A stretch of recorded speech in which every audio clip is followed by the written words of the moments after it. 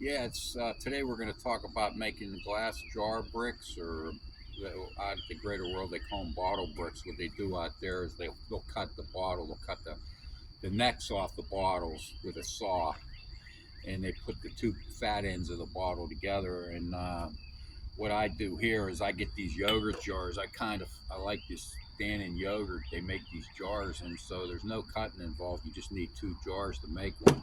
And so you got to take the labels off, and that takes a little bit of work, and you find ways to be more efficient, like if you just take a little bit of time, you get a pair of scissors or a knife, and then you just scrape, get them all started. And once you get them all started, then the labels come off, and you just get into that for a while. And then when you get tired of doing that, it's actually more efficient to change up what you're doing for a while. So you have to put a piece of tape on the bottle jars, the bottle bricks. So what I do for efficiency, I just grab a roll real quick, and it's like approximately 9 inches, and then I'll make up a whole bunch of 9-inch pieces of tape, and then I'll just lay them like right here. I'll just put them on the edge and just go through, maybe 10, and then I start putting them together. So I'll take two jars, put them together, take a piece of tape,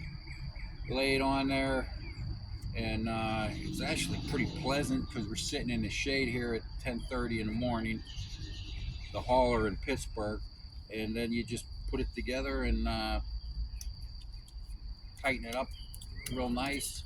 Then you got a free brick right there, and that's going to be mortared into the second greenhouse I'm making right there.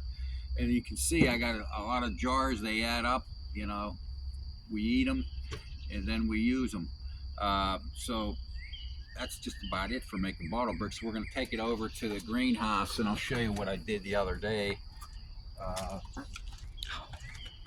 as you can see, it's still shady here.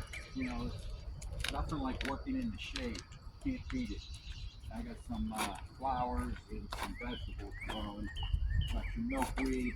But jars I laid in there. It's a pretty primitive thing that I'm doing. They actually probably do a better job out at the greater world. But I was just experimenting with just laying it in there, and you can see it's. I got them on the first greenhouse too, a couple different places. I ran out of glass block. All that glass block, my neighbor threw it all out when he ripped out a gigantic glass block window. And so I'm just putting this thing in here to pull the tarp down in the front for better. It'll keep. I just got to keep the wind from blowing the tarp up. I'm always worried about losing my tarp, So that's sort of my second roof right now. I have a first roof for all the insulation, and I guess we can just see. You can see all the bottles I put there, and I got them leaning down in the front a little bit so the water will run off away from the structure. You can see this plastic I'm putting up. It's just experimental with C clamps. I just want to see how wind will affect it. I don't even know if I have to close them off. And so let's take it on inside, and we'll just take a look at what I've been doing here. And like, here's my temperature. It's been this way since March. You can see the temperature. It's about 66 degrees in here. It's beautiful. It's been there since March, like I said, and it definitely, this place gives you stability, temperature stability for whatever you might want to do, like make wine or do a vermiculture, grow some plants. There's